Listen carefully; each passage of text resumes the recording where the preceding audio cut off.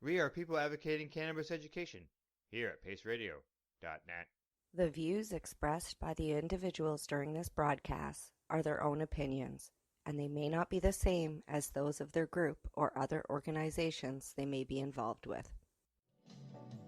When I think about those nights in Montreal, all I think about is weed. Memories of city lights and packing bowls. Say hello, Loretta. Hi. Hello. Okay, I may channel my inner pirate because I had a pirate healing day, and yes. How art thou, Wild Tea? Welcome to Canada Quebec Connection, everybody. We're good. I'd like to acknowledge that I'm coming to you from the Tanaha'akam First Nations and Lower Tobacco and Tobacco Plains, and you are? I am here in Montreal, the unceded territory of Kanian Kehaka, and last week we got it wrong, but we always stand to be corrected, and we're doing our best. Right?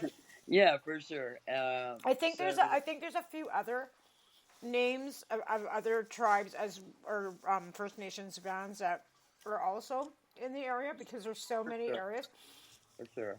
So we're trying to make sure that we cover everything. So if anybody's listening that know exactly, or if we're needing to be critiqued, please reach out and critique us because we don't want to be saying anything wrong. And if we could get somebody's help on actual pronunciation of these words. No, I'm seriously. Yes. Like I'd like to be correctly. Like I know with the Talaha, I've asked Jen Pierre a few times to make sure that I'm saying it right.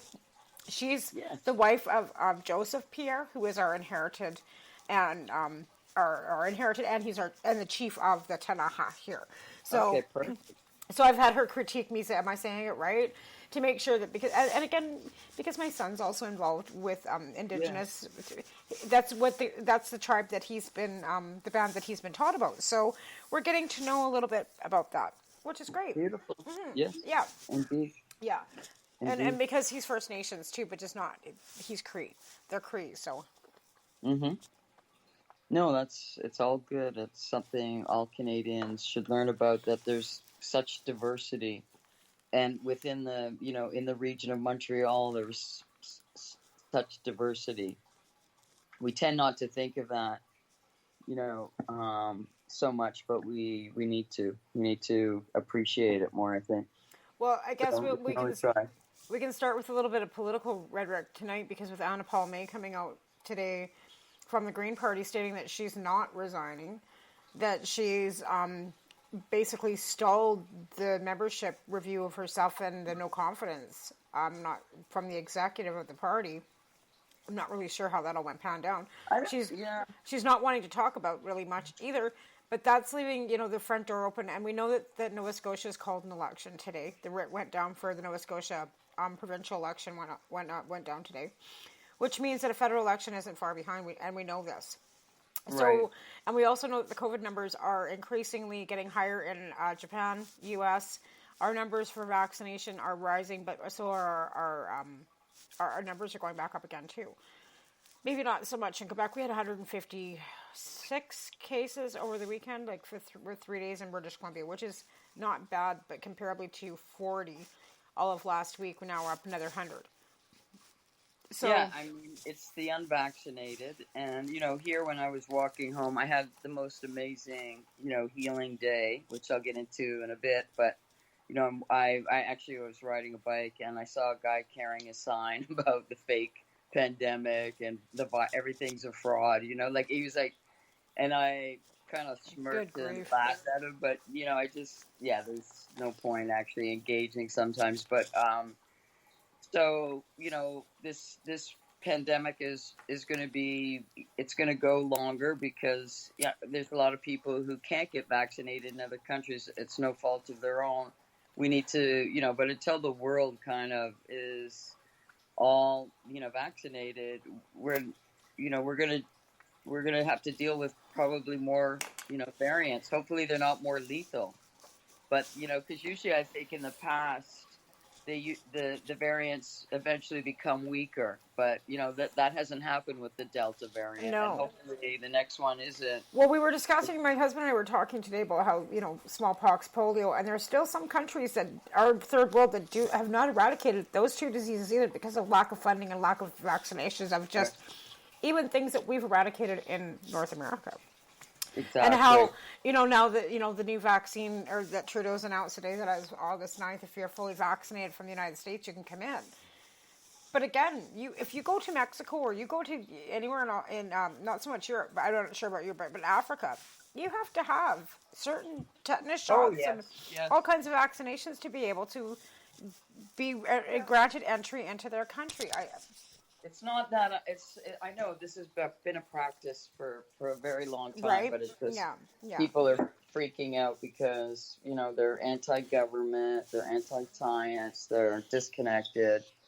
It's very disturbing, but I know. So were you actually like on a boat today? Did I see pictures of you on a boat? Yes. Okay. So I seem to have, even though I'm a dyke, I seem to have boyfriends. I don't know. I have a lot of boyfriends. I don't know if it's if it's because I'm a pirate inside and I'm just we're attracted to the pirate in each of us or whatever. Anyways, But these are awesome dudes who, are so wonderful. And, I always have arguments too. Like, pirates, we fight like hell too sometimes. You're just one of the guys, Loretta. That's what it is. I'm just one of the boys, right? But we have laughs. We were killing ourselves laughing. And Marty made like an ice bong with cannabis leaves, and he brings a little plant. He's so like symbolic, you know what I mean? And we had one of these little boats, the five of us were all squished in, and then he like made these little chocolate balls, and of course, because he's such a dude pirate, he like called them his Marty pirate balls, and we were like eating them, and it was we're getting really high, and we were just really having so much fun laughing. And I think, all of us sort of acknowledged like how much we really needed to do this. Right. You know what I mean? Because, play is such it's like playing, but we were just having fun. And I think also being on the water, it is, such a healing element, even though it's the Lachine Canal. But we had such a laugh. And so we're going to do it a few more times and have, try and get bigger boats. But we were in a pretty little boat. But anyways, it was such a good time. And I so needed it. I've been feeling like, since last week and talking, and when I was saying about, I am still trying to go with the petition. I have like 2 really good head shops that are working in, and I'm having a really good connection with them and talking about it with them, but felt very disheartened by the fact that there had been a murder and this idea of like, not wanting people to like have lounges because of this element. I'm like, no, we cannot go there. But that, kind of had a negative effect on me for a few days. I was feeling really like down and depressed about why have I been obsessed with lounges only to get to this friggin' point of having nothing. And, and that's okay though. That's okay because, it's okay to have a dream, right? And that's exactly what it was. And it will, like I've said to you before, when it comes down to the rec market wanting to do this stuff, like whether it's like because of a bar, it's going to get done. The harsh part about it is a lot of us are going to get left out again. Right? Yes, I know, and that's why today was so important. We just had like tons of laughs. We were on the water, and one of the dudes, Jean-Patrick, he's a really interesting guy. He's involved in the marijuana party, and so in Shawinigan, which is he has a place there, and he's working with one of these wonderful glass blowers who was actually arrested, for selling his glass online. So he's kind of known in this town of Shawinigan. And who's famous from Shawinigan, and I'm probably not saying it correctly, is John Kretchen, okay?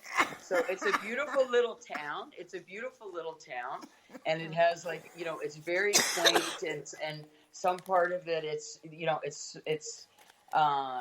very crafty. It has microbreweries, beautiful restaurants. So it's kind of upper middle class town, but then you're really in nature too. And in this microbrewery, I visited this town a few years ago. They had a beer called Shawinigan handshake, based on when Kretchen grabbed that guy's neck. Okay, do you remember that? Yeah. And anyway, so I was telling John Patrick, I was like, you got to get the glass blower to like make a bong with, hands around the, neck of the bong and a face of Kretchen.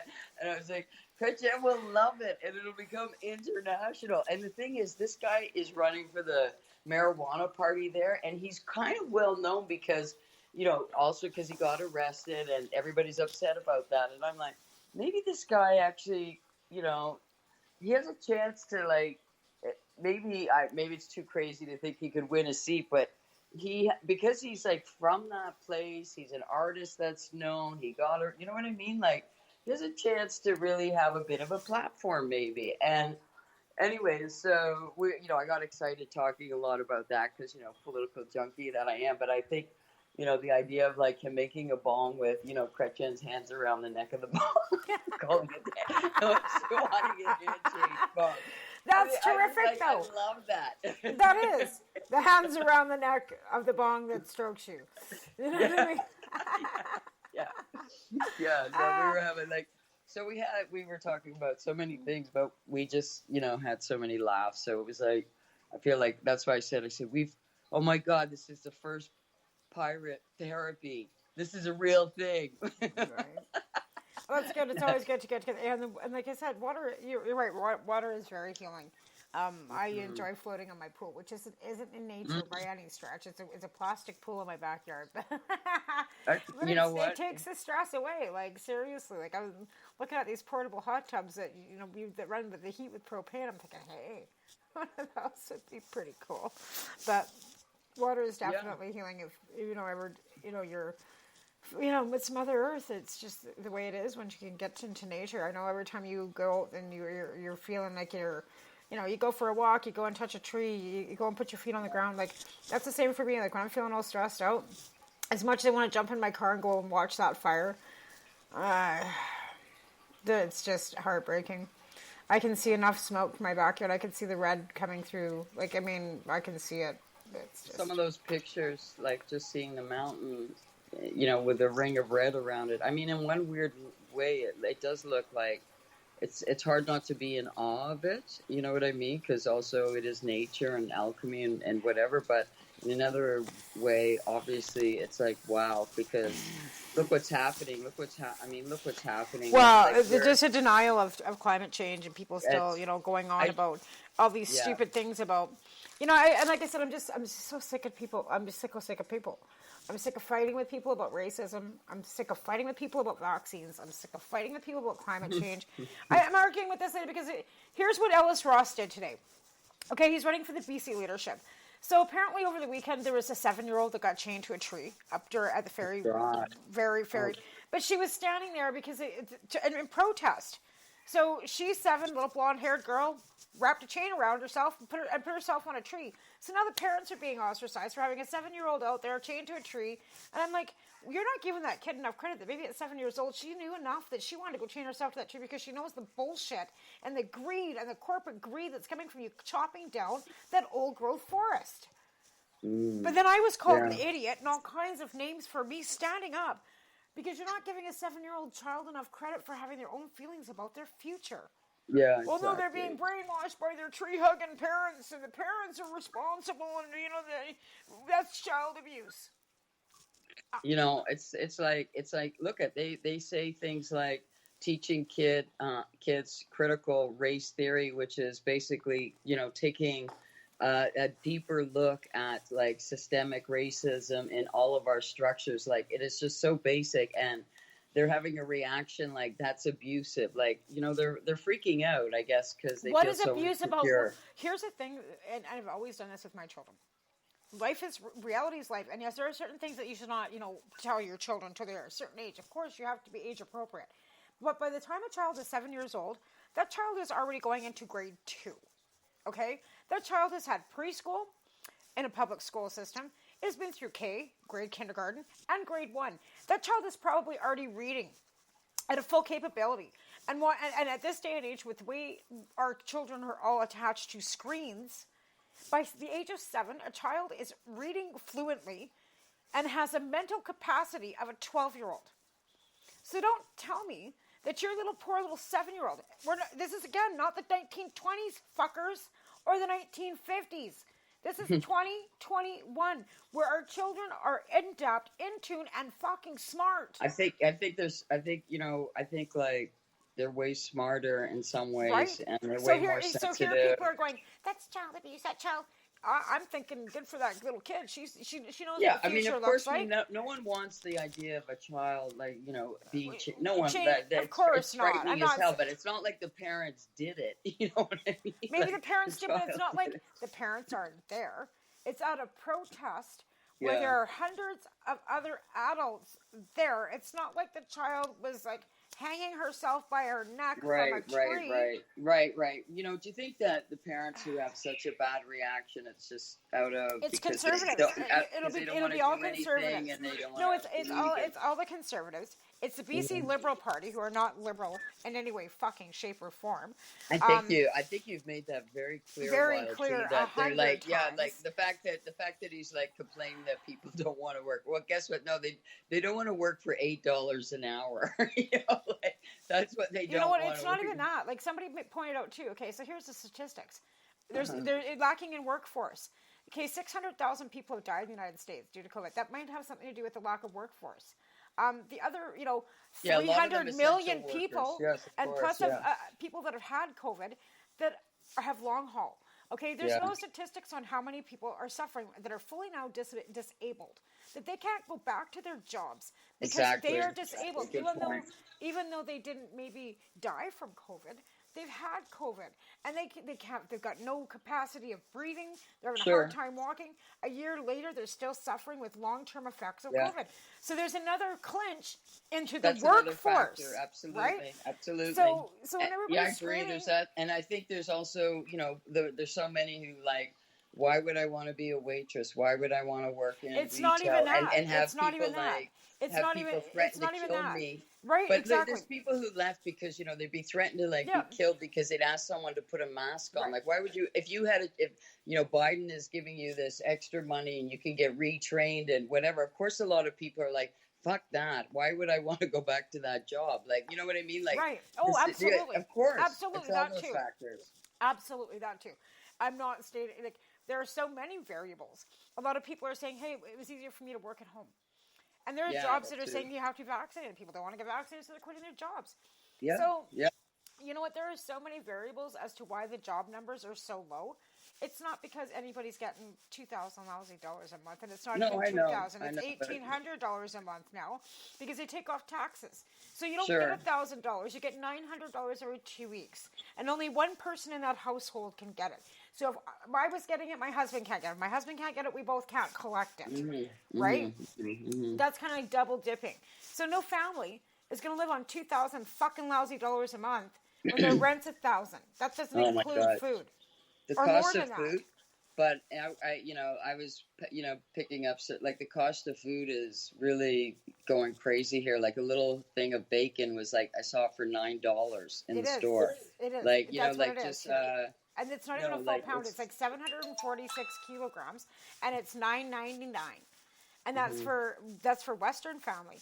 That's not even for Schneider's. If you want Schneider's, fancy Schneider's bacon, it's about $12, and it's not a full pound. It's 10 pieces of bacon. I can't even feed my family with 1 pound of bacon anymore. Or one thing of bacon. That's not breakfast anymore. I have to buy at least 2 because there's 2 growing men in my house, plus myself, because Alan's home. So I can't buy just 1 pack of bacon. I got to buy 2. That's $20 worth of bacon to feed to feed them. Just bacon. So what do you think's cheaper? Me going to Tim Hortons and getting a couple fucking bacon fucking on bagels for $3? So it cost me $12 to feed all 3 of us. Then going to a grocery store and spending $20 just on the fucking bacon. And people go, why do you eat out so much? Why are you just wasting money? No, fucker, I'm saving money. Like, seriously. We eat out because it would cost me fucking $50 to fucking buy 2 packs of hamburger and some buns and some lettuce and all. There's $100. And then I got to cook it. And then I got to clean it up, too. I can go to fucking any of these burger joints and buy a 99-cent, because I eat nothing. I eat a hamburger.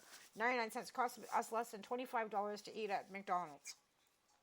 Right. I hate to say that, but when it costs me No, $150 to buy a little pittance of groceries at the grocery store, get treated like shit by the people that fucking work there, and be told I'm not wearing a mask and I'm not getting vaccinated. So guess what, bitch? I ain't coming back. And then get ostracized by one of your coworkers because of my anxiety because I have to take methotrexate.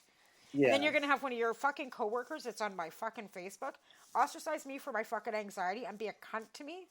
Fuck off. And guess what? I will not be walking back in that grocery store. I won't say anything. I won't complain. I won't send an email off to their bosses because I'm not Karen. But I will not go back and shop there. I'll take my $200 and shop fucking anywhere else in this fucking town besides there. But you really need to have some pirate therapy. Can you come here? You need pirate therapy, or maybe I gotta come there. Maybe you should. I could be a pirate there. I'm pretty sure. I mean, we cause all kinds of trouble. You know, seriously, like, no, everything that you're saying, you're totally stressed out. This whole place stresses me out. over, you know, that's the thing. Like, it's like they just refuse to understand. Like, do they think it's funny if they're asymptomatic and they give this disease to children who can't get vaccinated because they're too young at this point? Like, they don't care. I'm arguing think... with my daughter every fucking other day because she wants to come and see me. Yet she's living in Calgary and refuses to get vaccinated, and I'm refusing to have her allowing her to come here.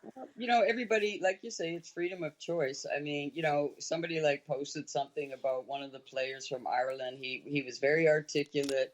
He like mentioned, like, I don't know, the Nuremberg blah blah blah that says, you know, everybody should be allowed to travel. I like, you know, I get that and I appreciate that, but not during exceptional times when you have a virus that is this transmissible and you can have so many asymptomatic people, and the fact that they don't care about the rest of humanity. There are still people calling it a pandemic. They don't care about humanity. There are still people fucking calling this a hoax. There are still people out there that do not believe after 18, 19 months of people dropping like flies. We might be living at the end of times, bud, because, you know, look at, here it is. We have the science, you know what I mean? Like, and we should have the technology, and we should have the compassion to, and the wherewithal to, like, try and get every person in the world, you know, vaccinated. And look at it, these people, you know, whatever, there's only so much you can do. Like, in Quebec, I think it's, believe it or not, I know people have criticized it, but I think it's smart. They announced a lottery to try to motivate and we have a good vaccination rate here. Like, it's moving along really well in Quebec. Like, they rolled it out really well, and many people, you know, are participating, like a good number. There's not too many who are, you know, the crazy jerks, but they are there, and they're doing this lottery, which, you know, sure, it's like bribery. It's like, you know, poker or something, gambling, whatever, and it's all those things. But people in Quebec do love to play poker. That's why I said, hey, we could have poker in the lounge. You know, you can have, you know, every week you give some to the house. Well, I think that's what kills me the most about these anti-vaxxers, too. Like, I mean, you know, they're willing to smoke anything. They're willing to drink anything. But if they love to gamble, and if it motivates a few of them, look at France I think is right. And okay, yes, today there was like 100,000 people protesting because in France they just basically said, you want to go to a restaurant, you want to go here, you want to go there, you got to be vaccinated, you got to show it, right? And so people are freaking out because, you know, these freaks, the QAnon freaks are everywhere and they're freaking out. But it's also like, France is you know, in France, you know, protesting is a part-time job. Yeah. It's a part-time job there. So, you know, but, you know, at least like in France, unlike, you know, Quebec, like I don't think they don't necessarily turn over cop cars and break windows. They do, like, because they protest a lot, but they do have, lately, no, I shouldn't say that because, I mean, they have become more violent, but you know, they do protest like the yellow vest. Like that's where the yellow vesters come from life, in France, you know? right? That's the original yellow vesters are all from France. I know. Like, so they are a bit crazy. Like, let's face it, they're a bit crazy. Well, they're like the conservatives, right? Because the thing is, the conservatives here in Canada. Remember, Andrew Scheer was like taking photos with the yellow vesters at Parliament Hill. Like, they're exactly the same. Like, I don't know. They are the conservatives. They are the right wing, and not all of them are white supremacists, but all white supremacists are them, or like, you know, I got you. They find a not place. Not all yellow vesters them, are white supremacists, but most of the white supremacists are yellow vesters. I gotcha. Yeah. right? And they're in Europe too, and Oh yeah. Germany and France big time, and UK. Like they're everywhere. Well, Unfortunately, like it's at one point in time, we were called terrorists too as cannabis activists because we stood up and we said that this yeah. is the way things were going. And people look at me like, why aren't you standing up for this? Because I don't believe that is infringing No, on my human rights. no. I don't believe it's actually.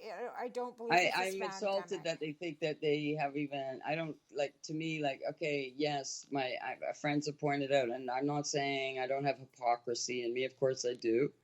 But I just find it like incredulous that they think they have the right to protest not wearing a mask, yelling in people's faces. Like, I have a friend who's a cop, and I was like, throw them in COVID prison. They won't have to wear a mask. Like, they think they can, and they'll go into stores, not wear a mask. Like, they're spreading the disease, and they think that they think that no, I'm a protester now. I'm protesting for human rights. That's what they think in their head.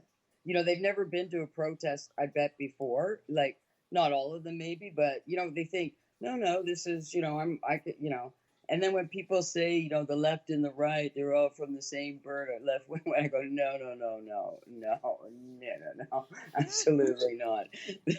So it's, yeah, and I don't know, like we're doing it to ourselves, but then then I wrote it, on the liberal thing, they like want your opinion, and I'm like, it's like Facebook and the algorithm and quick thing, it's all like addictive sometimes. So like I went again and gave them a rant about the lounges, but also I said, there's so many nut bar conspiracy people. It's it's the fault of the war on drugs, like all this mistrust of government and science. I really believe that about drugs. Oh, that's what I was going to bring up too. Like BC has finally decided they're going to actually like allow prescriptions for illicit drugs on a certain level, but they just come out today saying there won't be any stimulants for a while. They're going to start small doses of fentanyl patches to give out here within the next 3 years or whatever it is. They can't and won't, or it's not they can't. Stimulants will be introduced later, which means cocaine and whatever. And heroin will not be able to be given out for lack of resources and lack of being able to supply. So here they're trying to do a safe supply within British Columbia, and they can't even get access to clean drugs. This is why we need dab bars and lounges. Like they look at. I get it; it's more expensive, but just imagine. I know they're like throwing these LPs are throwing weed on the street, or there's like it seems to be all these losses of weed. Like, fuck, let people turn it into shatter and save lives. Oh, they probably are. And they're fucking handing it out the back door. Don't kid yourself. I just I know they are. They are. But I'm saying they're not. But we know we need proof of that. Money, but we know that, like, sure, okay, maybe we can't get pure heroin, whatever the issue is, but we have an excess of cannabis. And if the government was really serious about saving lives, I don't think that's the problem. I think the fact that they don't think cannabis is enough to help. Well, you know what I mean? Well, I think that's where they're at. I've been in a lot of lounges, and I've been around heroin addicts, and there's a big difference between heroin addicts who have money and heroin addicts who don't. Like, the money issue is a huge thing, but also it's individual because addiction is individual. Like there's many things in common. Trauma is often a part of it. All of that, but it's complex, right? And it's individual. And so, but I have been around heroin addicts and see how they've taken to dabbing. And, a couple could be, have the access to have a lot of it.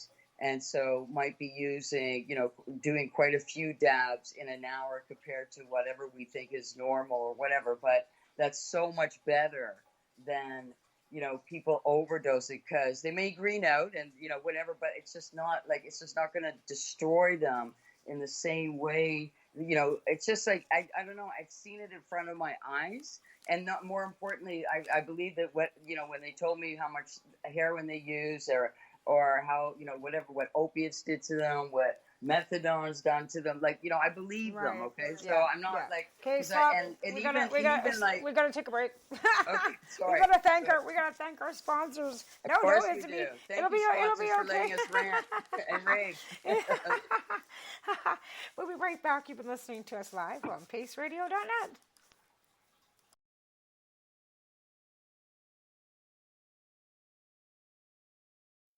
You're listening to the Pace Radio Network here at paceradio.net.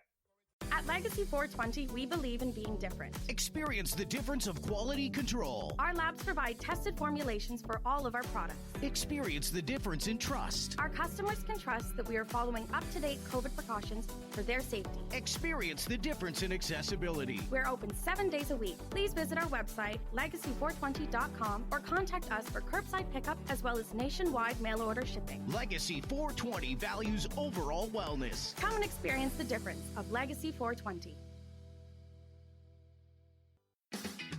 Enjoy the buzz of legalization with Campbellford Lifestyle Shop. From lights to plant nutrients, books, consumption accessories, and more. We've got all your basics to grow or consume cannabis. Visit our info center or take a look at our piercing services and body jewelry, now available in-store through Campbellford Lifestyle Shop. 17 Bridge Street West, Campbellford. The People's Alliance of Cannabis in Canada is an organization working to improve cannabis legalization in Canada. They have a mission and values that includes all Canadians, no matter where they come from. The values are including everyone, as no one should be excluded from participating, equality, diversity, advocacy, along with cannabis education and research, plus industry, safety, and professional standards. If this is an organization that has the same values as you, check them out at peoplesallianceofcannabisincanada.ca. Once again, peoplesallianceofcannabisincanada.ca. Check them out. What do you find at paceradio.net? People advocating cannabis education. The People Advocating Cannabis Education Radio Network provides its listeners with news, information, and a place to be heard. This is done with a twice-weekly broadcast of the Reefer Reporters and by providing cannabis advocates a place to be heard through Cannabis and Coffee with Tamarijuana and the award-winning Pace Radio Show. Catch it all here at paceradio.net. A doctor's job is to relieve your pains, and when it comes to growing cannabis, the biggest pain is trimming. Let Dr. Buck Cannabis Trimming Solutions take the pain away. Whether you're a home grower or a commercial operation, we have the cure. From 4 plants to 400 plants, garden size doesn't matter. Dr. Buck Cannabis Trimming Solutions comes to you with years of experience and professional discreet service. It's simple. We trim your weed, and we do a damn good job. Visit drbuckcts.com to book your trimming. What is the People Advocating Cannabis Education Radio Network? It's a network of people advocating cannabis education. CTCP operates a medicinal cannabis signing clinic.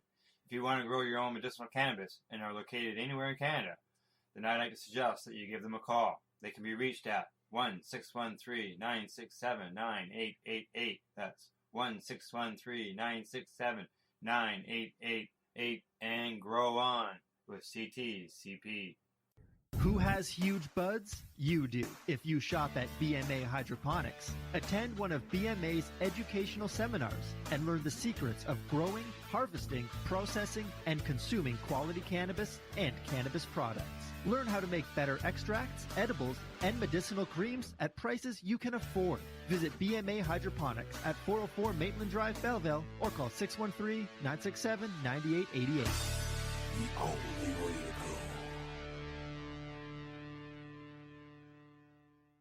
We are people advocating cannabis education here at paceradio.net. Okay, we're back. We were talking about all kinds of things over the break. About how, it's fun. Well, you're right, though. We're talking about, watching. I actually have never watched that show. It's scary almost, but it's so profound. But I've watched a lot of that off-grid stuff, right? Like homesteaders and that kind of stuff. And to be fair, I've done a lot of camping and done a lot of off-grid stuff, right?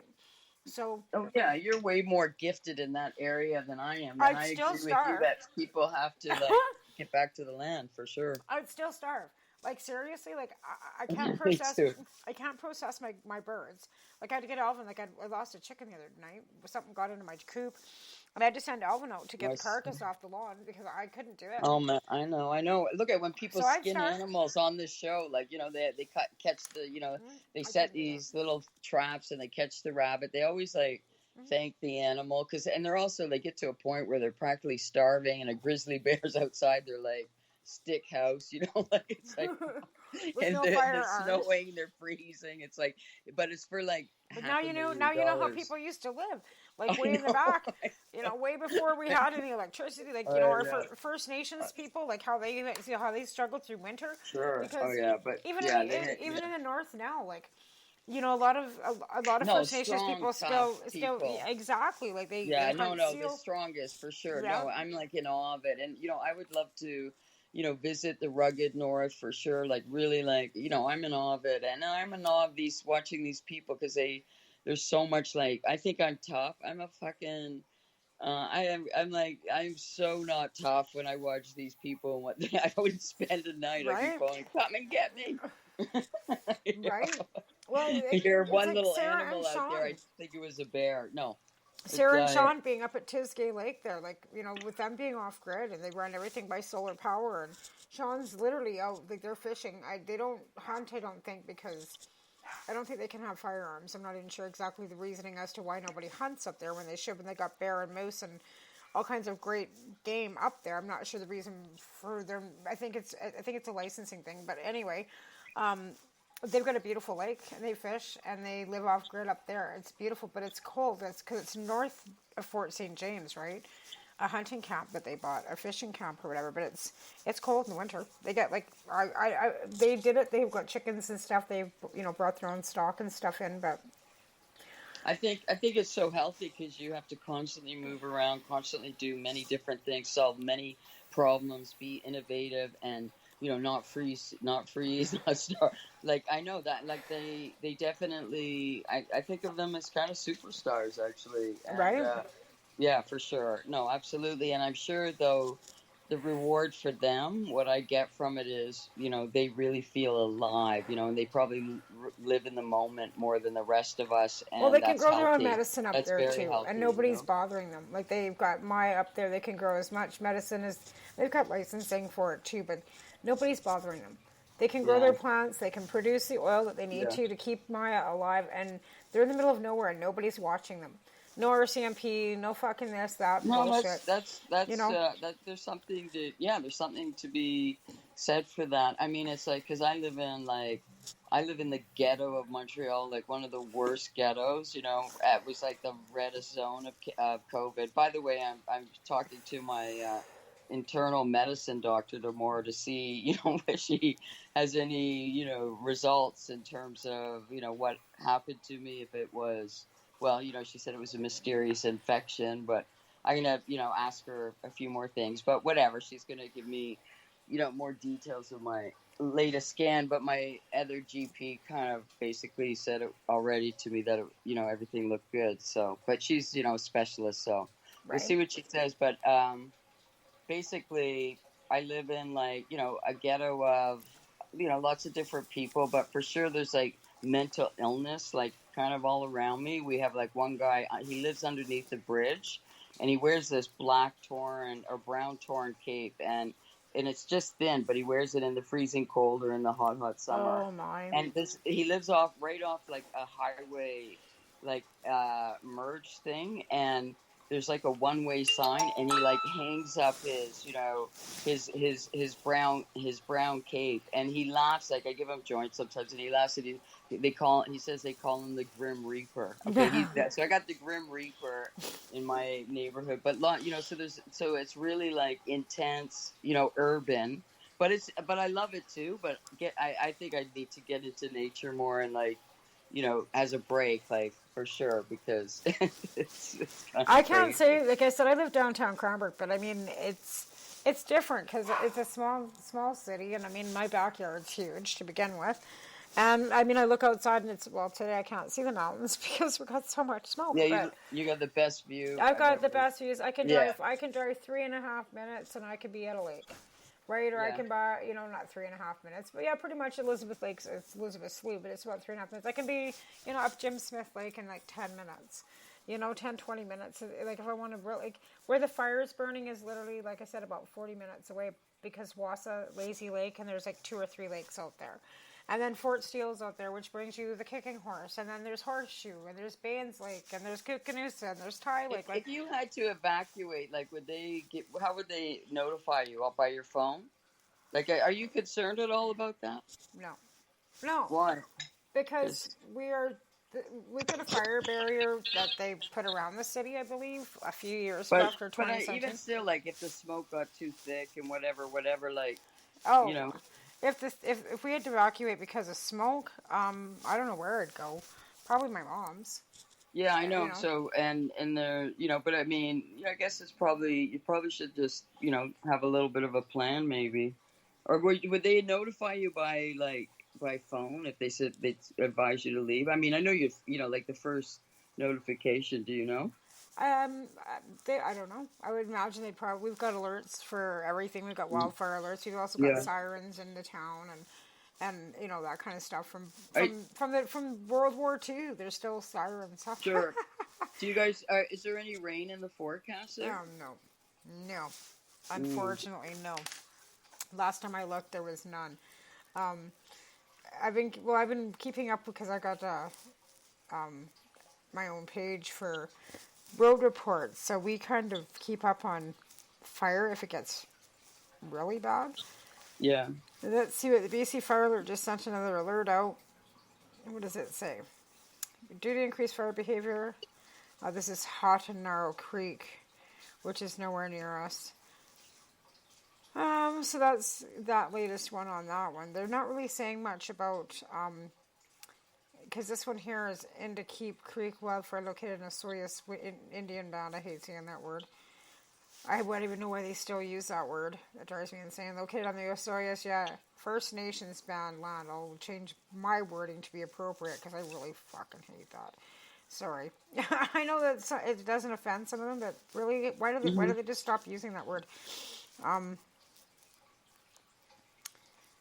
So that's a big one. It's 300 hectares, but that's a Soyuz, and that's still, again, quite a long ways from me. But I try to keep up because, like I said, we've got the road page going that we flip over. But I think we're up to over 300 fires out here. Yeah, but I mean, there's a lot of them in northern Ontario too, and Alberta, Quebec even, and Quebec, northern Quebec, like I said, between floods and fires and look flooding what happened in Belgium and Germany. Oh man, and they had that the thing is they had no warning, and they knew they had been warned. I guess they probably had some floods in the past, but this one was so different, and I think there's still I think there's over 100 people that have died, and maybe a couple hundred people that's still missing, or 163 or something. Well, it's funny, even that building in Florida, they're still looking for people there. You know what I mean? It's just like I said, buildings crumbling, hurricanes. It is floods, like dark times. It's dark times before we either ascend into heaven or we. I'm going straight. I'm going straight wherever. I'm not going anywhere. I'm just going to float in between dimensions. Of course, we're going to pirate heaven or pirate hell. It's the same place. Right. Of course, we're gonna go. Our energy's gonna go somewhere for sure. I don't I'm not sure. But here's the thing: if we've got nobody left on Earth to remember us because we're all dead, because the Earth is ending, where are we going? Because usually it's our own energies that have to keep the energies that we. I think I'm going to another planet. I think we have another dimension, right? I think I would. I do think maybe I was naughty and I had to be thrown to the psychopaths on Earth, and so no, I think there's so many other planets out there, and who says we won't necessarily be in this form, but we won't care. I don't know, but I do think there's reincarnation, and we learn lessons, and we've been through this before, and there's an opportunity for incredible light out of this darkness. But I don't know, we are kind of in the darkness for sure, but That's why it's important to have pirate play. I think that people aren't seeing the signs. And again, I'm not talking biblical signs, because we all know how Tamara feels about religion. It's not like I'm really, hide it. So I'm not talking about biblical times. I'm talking about like just the way the climate's like moving so fast like that. Yeah.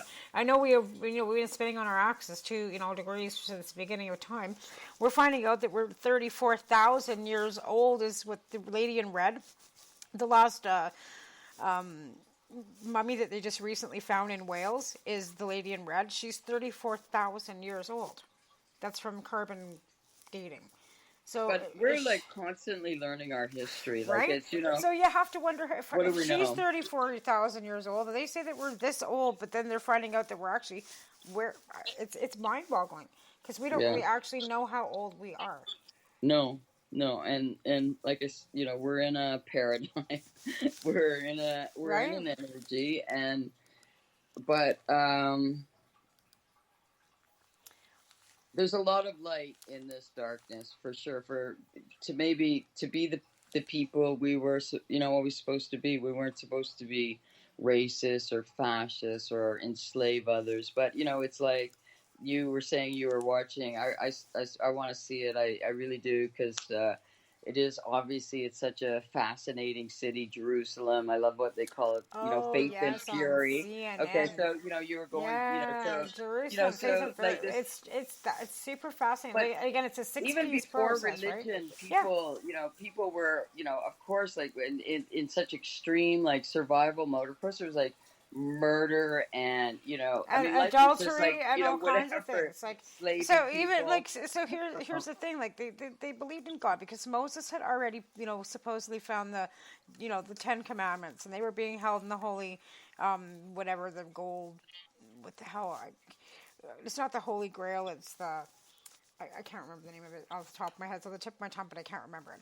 Anyway, so there was King. The first king, what the hell was his name before David? I can't remember his name right off the top of my head. I think it was Solomon. And then there was Solomon or David, and then his son, David's son. But the first one... Solomon. It was Solomon, right. Solomon. But there was the first king before David. What the hell was his name? They were fighting all the time, and actually that king had put David into exile. And then his war that he had, basically shoved down everybody's throat was failing. So he had one of his main... generals kill him, which then left David to become king, because he was the only successor that actually anybody in Israel, or the Israelites, would accept, right? Because it was the Israelites and not the Palestinians, but the what the fuck is that word again? I'm thinking Palestinians, and then the Israelites, right? Were the two citizens or cultures that were competing. At that time, right? North and south, or right? Whatever. Yeah, exactly. Yeah. So then David became king, and he ruled very differently than the other king, because he was like a little more, democratic. Things were a little more peaceful. But then he had a downfall of a woman, and he ended up having an affair with Bathsheba, who was married to his Queen of Sheba. Bathsheba, Bathsheba was her name, and then he he killed her husband, forced him to have, and he had other wives. Back in those days, they had multiple wives too. Well, that's what I'm saying. Like, I think, like, even though we are in a bad time and there's badness and evil going on, but really and truly, the evolution of humanity is going towards trying to be better. I think, like. My fear is that the things in the Middle East are still so the same, right? So if you look at what the Middle East was like, and this is like thousands of years before Christ even. Like, this is like 2,000 years before Christ. I think the energy stays, like, the energy is heavy with all of that exactly. violence. And because of the violence, it still can... Exactly. The blood gets entrenched into the land. Exactly. But that doesn't mean that changes won't happen, because changes do always happen too. Like, and not with what's going on in Israel right now. Oh my goodness, hopefully there's going to be great change. Well, because Israel, like I said, Jerusalem is the capital of Israel. But what's going on in Israel is it basically went from being Israel to Upper Israel and Judah, right? And now it's like the West Bank and the North Bank, or the West Bank and the East Bank. And the East Bank is Israel, where Jerusalem is, and then the West Bank. And they're still fighting over it because it's been cut in half. Sure. the whole state of Israel, or this whole country. It's been going on for since the beginning of time. So I mean, I it's going to be a really But if interesting you can catch series. that show, if you can catch that series on CNN. I do. I want to watch it. I think it's amazing. I love the narrator. I love Ewan what's his name? He's such a good actor who's narrating it. And, they have always like this. I do think CNN, I know a lot of people hate me because I watch it or whatever. And they're like, they got a lot of good.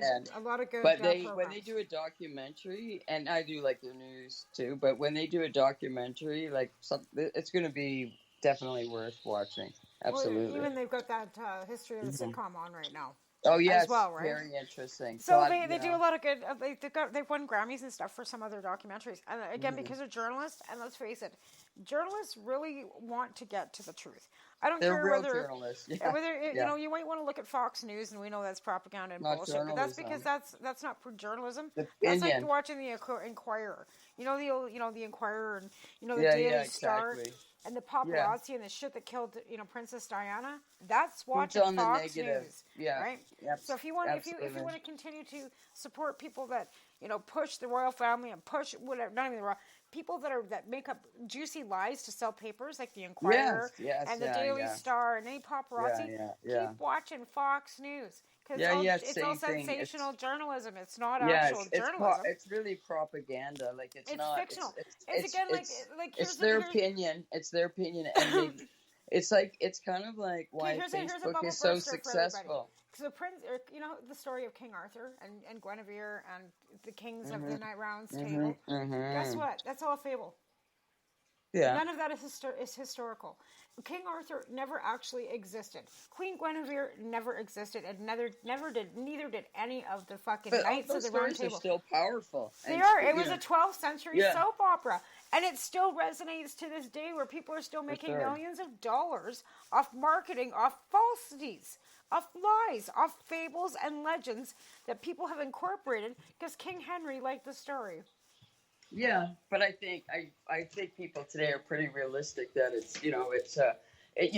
there could have been all stories, and these myths are based on it depends on how you define truth, but it's spiritual. No, they actually they've got another show on the Smithsonian channel. If you don't have it's another historic channel, and they actually it's called Mystic Britain. And they're going around and actually doing excavations, the same thing, and finding out and digging through archives and history and going to old museums and old places that they say, bones are supposed to be, and finding this shit. Because there's so many people that want to dig to the bottom of what the actual truth is now, because they're sick and tired of being fed a bunch of lies. Same with, those other, babies that were found at that boarding school in the U.S. They drove those children home and they buried them on the reserve. In the States, because people are sick and tired of being fed fucking lies. So there are archaeologists and there are people out there that are digging through archives and digging up bones and going to burial sites and digging up stuff to prove it, right? So to me, even though it's so tragic and horrifying, and the thing is, the very fact is, during my whole grandmother's life and my mother's life, they never would have believed that the Catholic Church would be that bad, even though they were so oppressed by it, right? I know. So the very fact that, who I am and who my daughter is and who my grandchildren are, they're little witches and bitches, and, that they would never tolerate, they would never be even able to relate to whatever my grandmother went through and how she went to church 3 times a week. I'm just saying, but, it just... So now this stuff comes out, and there seems to be real possibility for real change to go forward in a, and I think be a good country. I don't know. I'm hoping, but again, that means payment. That means restitution, and that's why should there be? I mean, $25 million is what the church was ordered to pay them. Yes, they should. They should do way more. They have never paid we should all do way more. There's lots of different ways, but we got to go forward in as many good ways as we can. So it's just about really But, when I think about the mentality, but, and how people were, fundamentally racist and prejudiced and fearful and, stuck to only their kind. And And, still are. you know what I mean? Like, whatever, all of that has really switched up. And God has blessed cannabis because she's really made that happen too. But, I believe that too. all of that's like different now. I feel like, thank God, for sure. Well, we've always said that cannabis has been peaceful healing, and the old peace pipe and all that kind of breaks down barriers. Right, exactly. You said you're standing around, you see somebody got 420 behind their name, and it's like, hey, you want to be friends? I'm 61 years old, and my grandmother at 61 years old would have never been like at a social gathering, hanging out with okay, of course, not me with my pirates and whatever, but at my other social gathering, hanging out with like young pirates, having a great laugh with them. They're 29 years old. Do you know what I mean? Like that is like that would have been incomprehensible in my grandmother and my mother's head. You know what I'm saying? Like that you would never talk to anyone who wasn't your age and of your who looked like you. Actually, like they just they had barriers. Like so that's who they were. Yeah. And I mean, we have evolved, but we haven't evolved enough. No, of course not. Of course not. Yeah. And even with cannabis, even with drugs, even with her drug policies, even with addiction and homelessness and all and the mental health, we have not. In fact, we've regressed. Because they've cut back on funding and cut down to, mental health services and taken away addiction services and taken away safe injection sites in Lethbridge, Alberta, and put it, the Sage Clan is on the streets trying to help homeless people and trying to get people, safe meds, or not safe meds, but safe, kits and stuff and harm reduction supplies and, you know what I mean? Like you just can't, there's not enough. No, you're right. We failed. We're failing. So many people are committing suicide and drug overdosing. I think that is a big sign of failure for us. I do. I feel like I do. I just do. I really do. To me, it's it's all, and that's why I'm always going on and on about ending the drug war and getting so upset about it because that's what it is. And of course these people don't have any hope of that. You know what I mean? Like because. Especially if they need badly to go and they're low income and there's, they cut back on beds, because whenever a conservative government gets in, that's what they do, right? Well, yeah. And maybe, that's the worst part about it, right? It just makes me sick. And everybody goes, well, you can get free. No, you can't. Well, if you're on services, I guess apparently there are ways to get free treatment, but the wait list and trying to get into detox and trying to actually go and follow the rules with these abstinent basis treatment where they don't have any help for you. Like you get there's no Suboxone, there's no nothing. It's just like, here you go, we're going to take your cigarettes, we're going to take your caffeine, you're going cold turkey. And if you've been doing heroin for a really long time, you can't just go cold turkey. Yeah. You just can't. No, it's so unfair. You're going to kill them. The Alberta government apparently gave a bunch of abstinent-based treatment programs a bunch of funding. But they're set up for failure. It's just going to be a cattle line because if one fails and leaves, then we can have another one come in, and then another one come in, another one fails, and another one comes in. So it's a continual setup to fail, and every person that comes across that bed of that private facility gets a minimum, whatever it is from the provincial government. So the government's just hand over fist, handing over money for people to fail. And then I know because these, the thing that I find sickening is a lot of the private rehabs are probably, people, whose families or whatever work for the pharmaceutical, like, you know what I mean? There's such a connection. They pander to tech, they pander to the oil companies. Yeah. So here's the thing, if you work for a tech mining company, corporation here in the East Kootenays, or if you work for any oil company, CP Rail, any of these big corporations that if you're an engineer for CP Rail, blah, blah, blah. So within these companies, they have policies. If you're caught with drugs in your system after a drug test or alcohol, you're having alcohol problems, the company pays for you to go to treatment because they have to allow you to try and get treatment and offer your job back, drug test you, and then you can either keep your job or not. So what they do is they're pandering to these big corporations, and a 30-day stay at the top of the mountain here in British Columbia is $30,000. Well, Tech's paying for it, or the oil company's paying for it, or CP Rail's paying for it, or their public servants and the Canadian government is paying for it. And they're paying for their public servants to get help, alcoholism, because let's face it, alcohol is the biggest legal drug that causes issues in the world. Oh, and yeah. People, and it's not even fentanyl and heroin, right? Yeah, exactly. It could be as bad as like trying to get off heroin when they're like, hardcore, alcoholic, and they're like going through withdrawal. Like, no, if they can't get a bit, no, it's like it's all bad. It's just like, so you've got alcoholism that like is taking a toll on society. I would say probably there's 7,000 people that have died in the country in the last year for drug overdoses or drug poisonings. So that's 7,000, but that's not including the people that have died from liver cirrhosis and alcohol poisoning and organ failure and all kinds of other things that are related to alcoholism that are not in those statistics. Good point, babe.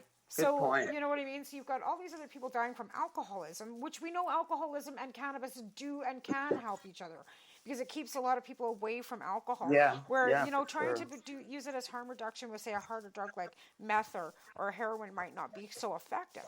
But you can definitely use cannabis as for harm reduction with alcohol. And it's a leading killer. I just feel like we really haven't really given it any effort to show that shatter wax. You're absolutely right. With the harder drugs. Yes. Like, I think if you really if you said we're going to give all these low income people access as a harm reduction, and we're going to also maybe they'd go and get pot rather than heroin. Maybe they choose. I think it deserves to be tried. If it was free, again, if you're going to give them free heroin, then give them free access to cannabis because maybe they would go for cannabis rather than heroin. And choose cannabis. You know what I mean? Choose the cannabis, shatter, wax, whatever, over the heroin. Instead of going and getting a fucking fix of a shot, you're going to go down. You're going to grab yourself a muffin and a coffee and some shatter and have it all infused. The muffin's infused, the coffee's infused. Yeah, massage, maybe, right? And that'd be part of spot. Yeah. Anyways, babe, we've run out of time again. We can go over. We can go as long. We can go over. Yeah, we can go over for a bit. If you got time, we can go over.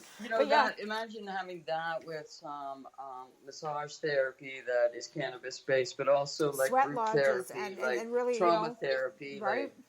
A very psychedelic therapy, like different options. To try and shift perspective, help with the healing.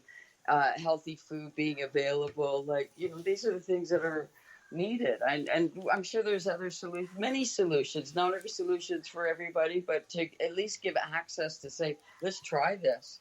It's because methadone is terrible as a replacement for heroin. It's disgusting. It's sickening. That is such a bad idea. So if they can't get heroin, we know there's a lot of cannabis in Canada. So let's give them shatter and say, look. We recommend maybe, you only have, 5 hits in an hour. I don't know. Everybody's different, but you know what I mean? Monitor it and whatever, show support with it. See, they're not going to, it's not going to kill them. They're not going to overdose on it. They'll maybe green out and whatever, but you can get them through that. But you can also, if maybe for an hour is just perfect for them, they got to find out, you know what I mean? Yeah, absolutely, and that's the thing that people just don't take the time to actually look at other people, period, and that's exactly the problem, right? Yeah. People need support. They need a lot of support, I think, and it's just not available unless you're rich. Yeah. So it's so unfair. Right. But that's what we always say because we're compassionate, pirates. But this is I hope this, to me, the systems of residential school of foster care, the war on drugs is an extension of the fucking harm. Yes, they included white people, low income, of others, so that it wouldn't seem so, racist. But it was racist and classist, the war on drugs. But it's part of that, colonialist mindset. There's absolutely a connection. Well, it goes so that's why I'm hoping, this is a man thing that's gone on for centuries. like centuries, like literally like centuries. Like we have done this to each European other. shit. First century, not even just Europeans. The Persians. No, I know. That went in, the Romans that went in, the Persians, and the 12 tribes, and and the Middle East, and it just like I said, watch that thing on Jerusalem.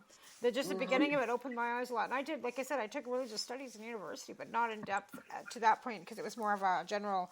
It was general studies, right? It wasn't in depth to what each was going on, and this is not stuff that I really. I guess if you study the first Testament of the Bible. A lot of this stuff would be relevant because a lot of that is historical, where you get into the King James Version of the Second Testament of, the Jesus Christ version. That's where it gets a bit wishy-washy, but anyway. But again, like I said, it's not, there was no, in this whole version of this, the religion's not really brought up because it wasn't really about religion. It was about your honor to the king. Right. It wasn't the honor to God. It was the honor to the king, and the king was Solomon, and the king was David, and the king was Samuel, or whoever the fuck, I can't remember the name again. Yeah. Still, but you know what I mean? Like, but again, they weren't really, worshiping God per se. Or maybe they were, but in this documentary, it's not about the religious side of things. It's not about the Bible. This is about history, right? They had to love the tyrant. No. Yeah. But they did revolt. They did, but because the tyrant would make them build these beautiful buildings, and and kill them. So many of them in the pros. Like people didn't revolt, but then they'd be murdered. It's like it just went on and on and on. Right. So it was his successor was Solomon. Yeah. Exactly. No, I mean it's part of our history, but I do think it proves that we're going forward. I think. I hope so. But we might not make it out. Right. Of this climate change disaster that, was definitely caused by our behavior. Like, that's just reality. So I guess King David was the king of Jerusalem, but he's brought Judaism. So it was the Jewish religion that was first brought in. Prior to Christianity and Islam into Jerusalem. Yeah, for sure. This was Babylonians occupied Jerusalem in 586 BC before destroying the temple. They sent the Jews into exile. So that was before that. So that was prior to 100 BC or 1000 BC. So again, this is not, it's not so, it's a long. Well, it's like the kings of Europe and Britain. Exactly. They all had kings. Every country had monarchs, right? Whether it was every country had monarchs or pharaohs. Pharaoh was a king. Yeah. So Egypt had pharaohs. Yeah. Israel had kings. So did Turkey. So did Hungary. And let's face it, they were treated like gods. They were treated like gods because they rule, and they were brutal and whatever, and it's just always been they were brutal. Struggle. They were dictators. When Solomon became king, he killed everybody that was loyal to, or when David became king, he killed everybody. He killed anybody that was loyal to the king prior to him. Killed them all. Yeah. And even it was Solomon that killed all the brothers. So it was actually after David died. Anyways, I'm confused. It's getting late. I know. Look, I think a lot of it is psychotic. I mean, imagine going around killing little babies and, sacrificing your son. I mean, I should be careful. I don't want to insult too many people, but I mean, it is intense. Like, it's violent. It's so violent. That's where I come into the whole, I think, all religions crap. Because then I'm not pinpointing any specific one. Well, they have profound stories that are emotional and people are connected to it and have rituals. I get that part of it, that it's powerful because all human nature has that to survive, I guess. Every culture has had its cruelty. Every one of them. Including, it doesn't matter what culture it is. For sure. Humans, but they have the way that they had to exist to survive, like, it was just nothing but murder. Right? Like starvation, right. And, killing this animal. Slavery and enslaving each other and enslaving other people and hurting other people, and because they felt that they were entitled to do so, and they still do it to this day, and it makes me sick. Wrap it all up into one big ball. You know, the way we treat each other, you know, doesn't matter. Just makes me want to puke. Well, yeah, but let's hope we're getting better. Let's pretend we are. All we can do is do better, right? Let's play pirates. Right? And have just fun. like pirates, yeah, we should have, like, exactly. That would be, you know, the best and ideal thing to do. And then we wouldn't have to worry about anything. No. So you have a good week, Hugh. Peace and love, below and above. Have a good week. You have a good week too, and we should say goodbye to everybody else. I guess we're going to wrap it up and say goodnight to everybody. We'll talk to you next week. Good night, all. Yeah, you guys take care. Night, all.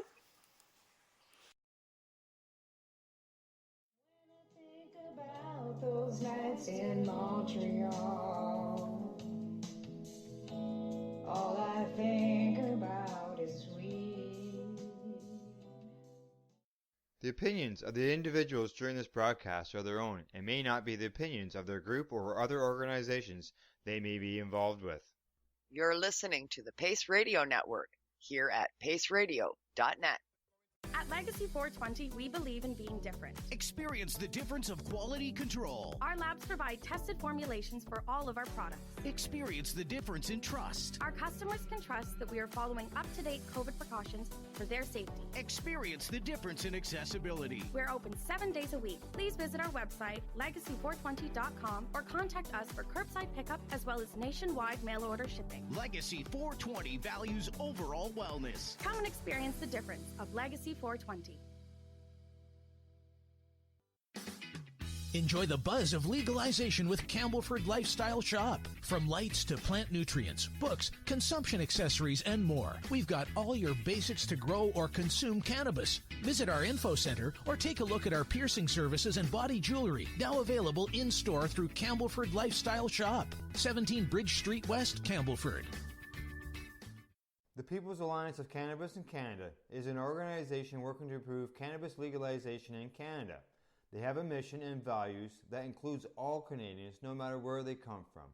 Their values are including everyone, as no one should be excluded from participating, equality, diversity, advocacy, along with cannabis education and research, plus industry, safety, and professional standards. If this is an organization that has the same values as you, check them out at peoplesallianceofcannabisincanada.ca. Once again, peoplesallianceofcannabisincanada.ca. Check them out. What do you find at paceradio.net? People advocating cannabis education. The People Advocating Cannabis Education Radio Network provides its listeners with news, information, and a place to be heard. This is done with a twice-weekly broadcast of the Reefer Reporters and by providing cannabis advocates a place to be heard through Cannabis and Coffee with Tamarijuana and the award-winning Pace Radio Show. Catch it all here at paceradio.net. A doctor's job is to relieve your pains. And when it comes to growing cannabis, the biggest pain is trimming. Let Dr. Buck Cannabis Trimming Solutions take the pain away. Whether you're a home grower or a commercial operation, we have the cure. From 4 plants to 400 plants, garden size doesn't matter. Dr. Buck Cannabis Trimming Solutions comes to you with years of experience and professional discreet service. It's simple. We trim your weed and we do a damn good job. Visit drbuckcts.com to book your trimming. What is the People Advocating Cannabis Education Radio Network? It's a network of people advocating cannabis education. CP operates a medicinal cannabis signing clinic. If you want to grow your own medicinal cannabis and are located anywhere in Canada, then I'd like to suggest that you give them a call. They can be reached at 1-613-967-9888. That's 1-613-967-9888, and grow on with CP. Who has huge buds? You do. If you shop at BMA Hydroponics, attend one of BMA's educational seminars and learn the secrets of growing, harvesting, processing, and consuming quality cannabis and cannabis products. Learn how to make better extracts, edibles, and medicinal creams at prices you can afford. Visit BMA Hydroponics at 404 Maitland Drive, Belleville, or call 613-967-9888. The only way to